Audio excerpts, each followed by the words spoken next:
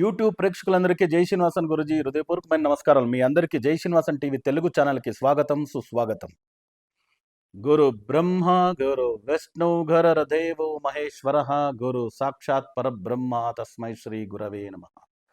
జై సిద్ధి వినాయక, జై శరభేశ్వర, జై మహాకాళి, జై మహావతార్ బాబా, జై కాద్రి లక్ష్మీ నృసింహ, జై శ్రీకృష్ణ, జై హనుమాన్, జై శ్రీరామ్, జై శ్రీరామ్, జై శ్రీరామ్.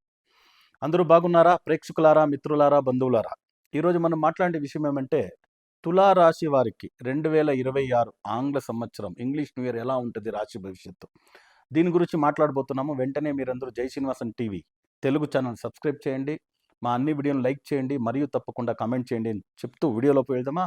రండి. తులారాశి వారికి 1/1/2026 001 మినిట్ రాశి చక్రం తీసినాం.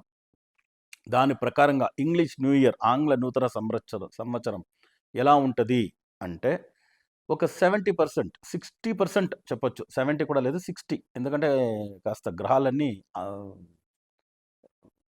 3, 6, 8th ప్లేస్కి పోయింది దానివల్ల. సో 6th, 3rd, 6, 8th ఏ ప్లేసెస్ అంతా పవర్లెస్ ప్లేసెస్ అని జ్యోతిష శాస్త్రంలో చెప్పబడుతుంది. దానివల్ల సో ఒక 40% ట్రబుల్లో ఉంటారు, ఒక 60% బాగుంది. ఈ 60% బాగుండే పాయింట్స్ చెప్పేస్తా. ఫస్ట్ 11వ ఇంట్లో కేతు, ఇది చాలా మంచిది. గుప్త ధనాగమనం, లాభస్థానంలో ఏ గ్రహం అంటే కూడా అందరికీ మంచిదే. ఫినాన్షియల్ పరంగా బాగుంటారు. సో ఫినాన్షియల్ బాగుంటుంది. సో అనుకున్న విషయాలన్నీ జరుగుతుంది. సో ఫినాన్షియల్ క్రైసిస్ రాదు, మనీ సర్క్యులేషన్ బాగుంటుంది. లాటరీ కూడా పడవచ్చు. సో వెహికల్ కొనే యోగము, వెహికల్ కూడా లాటరీలో పడవచ్చు, డబ్బు కూడా లాటరీలో పడవచ్చు. ఎవరికో డబ్బు ఎప్పుడో ఇచ్చినారో ఒక 5 సంవత్సరాలు వాడు వెనకాలనే పరిగెత్తుంటారు, డబ్బు దొరకదు. ఇప్పుడు వాళ్ళగానే వచ్చి 10 లక్షలు తీసుకున్నాను, తీసుకోండి, 5 లక్షలు పెట్టుకోండి, ఇంకొక 5 లక్షలకి ఇంకొక 6 నెలలు టైం ఇవ్వండి, ఇస్తా. ₹1,00,00,000 తీసుకున్నాను, 50 లక్షలు పెట్టుకోండి, ఇంకొక 6 నెలలు టైం ఇవ్వండి, ఇంకొక 50 లక్షలు ఇస్తాను, ఇవ్వచ్చు. ఇలాంటి విషయాలు మీకు చాలా మంచిది చేయొచ్చు. 11th ప్లేస్లో కేతు. బుధుడు శుక్రుడు కాంబినేషన్ వచ్చి మంచిదే. రాశ్యాధిపతి శుక్రుడు భాగ్యాధిపతి బుధుడితో ఉండేది లక్ష్మీనారాయణ యోగం, అది మంచిది. సో గురు 9వ ఇంట్లో, నార్మల్గానే 9వ ఇంట్లో గురువు వచ్చి ఇట్స్ గుడ్. 3, 6 అధిపతి అయితే కూడా 9వ ఇంట్లో గురువు ఉండేది వచ్చి భాగ్యస్థానం, ఇది ఓకే.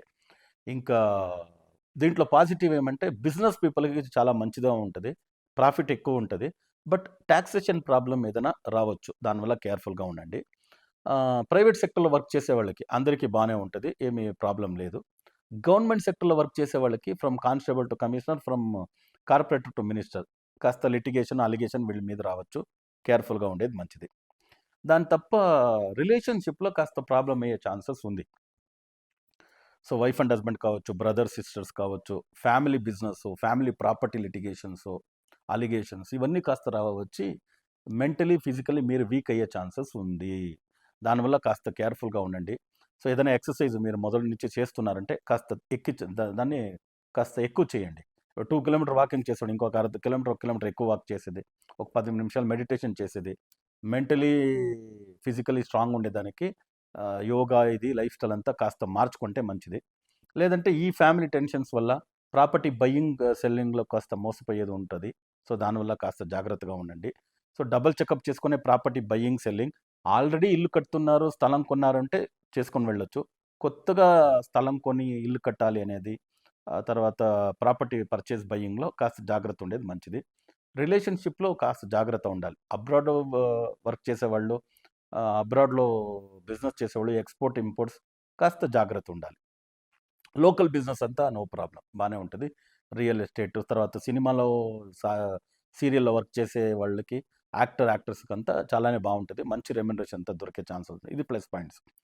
హెల్త్ పరంగా చాలా జాగ్రత్తగా ఉండాలి ఈ సంవత్సరం. ఎందుకంటే నార్మల్గా ఒక 60-70% తులారాశి వాళ్ళు లావుగానే ఉంటారు.